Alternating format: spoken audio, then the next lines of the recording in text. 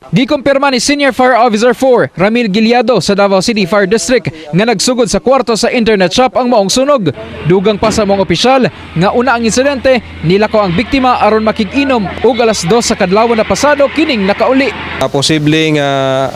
upos sa kanang sigarilyo no or kaning katol no kay matod pa ang kaning ato ang victim nagagamit daw ni siya og kaning katol kung matulog unya ga sigarilyo po ni siya.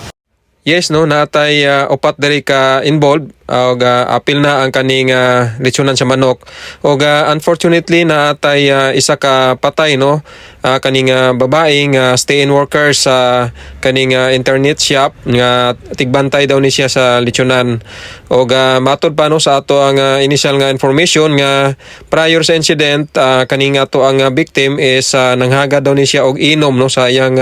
kauban no nga nagatulog diri nga stay-in workers og nibalik ni siya mga around 3:30 na sa buntag unya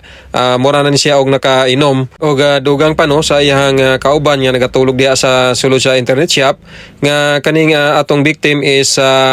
mahilig ni siya magsigarilyo unya nagagamit og katol kung matulog. Kana nga mga anggulo ang ato ang ginatan-aw no sa atong investigation nga posibleng upos sa sigarilyo nga nagsiga pa or kaning katol nga ginagamit sa victim nga posibleng ning dikit dito sa mga light materials nga naa sa iyang ilalom sa iyang higdaanan kay nakita nato nga sa ubos sa iyang higdaanan na ay mga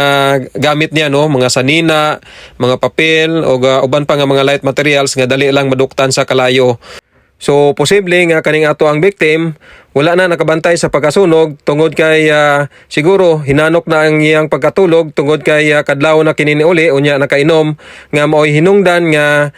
wala na siya nakagawa sa iyang kwarto sa pagkahitabo sa kaning sunog.